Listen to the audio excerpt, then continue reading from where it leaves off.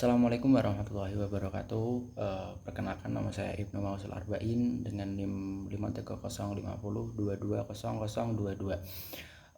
Saya membuat video ini atas UAS dari tugas filsafat manusia. Saya akan sedikit menjelaskan tentang apa itu filsafat manusia serta salah satu tokoh, yaitu adalah Nietzsche. Nanti kita bahas. Tapi sebelumnya saya akan memberikan kritik tentang metode pembelajaran dari Pak Muzakir.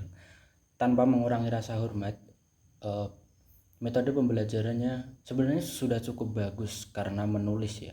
Karena saya juga suka menulis, itu menjadi sebuah kegiatan juga bagi saya. Cuman untuk mahasiswa kurangnya dapat merumuskan apa yang sebenarnya disampaikan oleh Bapak sendiri. Contohnya adalah angkatan saya sendiri. Saya melihatnya adalah kurangnya pemahaman atau penangkapan dari materi yang Bapak sampaikan. Jadi mereka tuh tidak bisa melihat intinya, apa yang dimaksud oleh Bapak itu sebenarnya apa. Jadi untuk kedepannya mungkin bisa dibuat presentasi, tetapi hanya sebagai penampilan poin-poin saja pada PPT ataupun pada saat presentasi. Nah, nanti mahasiswa disuruh menjelaskan dengan gaya bahasanya sendiri atau pemahamannya sendiri. Menurut saya itu menjadi salah satu alternatif juga.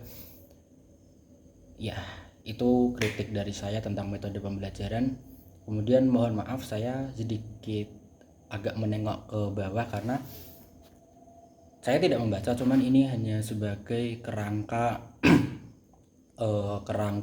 yang akan saya sampaikan, karena jujur untuk menghafal saya kesusahan. Terima kasih. Oke, masuk kepada pembahasan, yaitu apa sih filsafat manusia itu sebenarnya. Oke, filsafat manusia tentu membahas tentang manusia, hakikat manusia, siapa manusia itu, apa manusia itu. Filsafat manusia itu memahami ataupun mempelajari tentang diri manusia itu sendiri, yaitu tentang bagaimana cabang pembelajarannya itu kan ada banyak, kayak contoh psikologi, kemudian kedokteran, syaraf, dan kedokteran dibagi menjadi banyak lagi, yaitu syaraf, mata, dan organ lain banyak sebagainya. Kemudian filsafat manusia yaitu tentang human studies atau juga humaniora. Jadi tentang bagaimana manusia itu mencari ilmu pengetahuan melalui diri mereka sendiri. Dalam artian manusia memiliki indera, yaitu indera pendengaran, indera penglihatan, indera perasa, dan indera penciuman. Nah, yang dimana itu dapat dilihat secara empiris gitu. Kemudian tidak hanya itu, manusia juga punya otak yang dimana bisa merumuskan ilmu pengetahuan yang sifatnya adalah spiritual, tentang kalau dalam segi agama yaitu keimanan. Terus tentang manfaat ya. Manfaat dari filsafat manusia ini pasti ada, tentang bagaimana adanya aspek kedokteran yang dimana bisa mengobati dari kerusakan manusia itu sendiri. Kemudian ada juga hal negatifnya.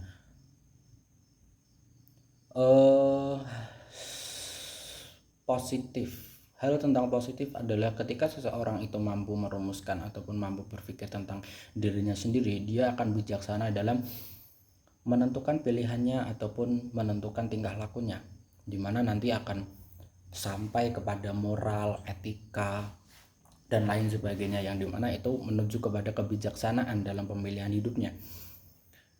Kemudian sifat negatifnya itu bisa membuat seseorang bisa, jika Dalam artian kalau kesehatan, stres, karena kebanyakan memikirkan hal-hal yang kebanyakan memikirkan hal-hal yang jatuh kepada dirinya tuh. Dan pasti akan adanya multi interpretasi, yaitu banyak pemikiran ataupun banyak penerjemahan dari kejadian-kejadian hidupnya. Namun itu adalah salah satu hal yang dimana bisa menuju kepada kebijaksanaan tadi. Kemudian ya itu adalah menurut saya apa itu filsafat manusia. Kemudian menuju kepada salah satu tokoh, yaitu adalah Nietzsche. Kenapa saya memilih Nietzsche? Karena saya bilang unik bagaimana konsep dia tentang will to power dan kemudian bisa menjadi will to life, di mana will to power adalah di mana seseorang mempunyai kekuasaan atas dirinya sendiri dan menghindar atas kekuasaan orang lain, dan di mana atas dasar will to power ini manusia menjadi punya yang namanya will to life, semangat untuk hidup, katakanlah seperti itu. Nah, ini menarik karena will to power menjadi will to life ini adalah akan menjadikan manusia sebagai Ubermensch, manusia super, dalam artian penguasaan atas dirinya sendiri dan berdiri atas pemikiran nilai dari dirinya sendiri. Jadi nilai itu tidak terikat pada nilainya orang lain, tapi tentang bagaimana dia dapat merumuskan pemikirannya sendiri untuk mengembangkan pada nilai-nilai sosial yang ada atau nilai-nilai yang tetap. Karena jika hanya mementingkan nilai-nilai dari orang lain, itu akan dapat menguasai diri kita, dan itu yang dikritik oleh Nietzsche karena will to power itu tadi. Karena will to power kan menjadi apa ya istilahnya, berkuasa atas dirinya sendiri, dan dia punya nilai sendiri atas pemikirannya, atas kehidupannya, yang dimana nanti akan diterapkan kepada nilai-nilai yang tetap, nilai sosial, nilai yang dimana nilai masyarakat juga itu dapat diterapkan dengan sendiri. Dalam artian atau bahasa sederhananya dia bisa memproduksi pemikirannya sendiri tanpa harus mencomot pemikiran dari orang lain itu. Dan itu yang bisa saya jelaskan sedikit mengenai tokoh Nietzsche ini. Semoga Bapak sehat selalu. Terima kasih atas kesempatannya. Nanti insya Allah akan bertemu lagi, dan saya harap untuk metode pembelajarannya bisa baik lagi, dan untuk teman-teman saya juga semoga bisa lebih bisa merumuskan tentang apa yang sebenarnya disampaikan oleh para dosen gitu. Dan semoga dengan salah satu kritikan saya pada video ini nanti bisa merubahlah keadaan. Segitu tugas saya ini saya buat. Terima kasih dan assalamualaikum warahmatullahi wabarakatuh.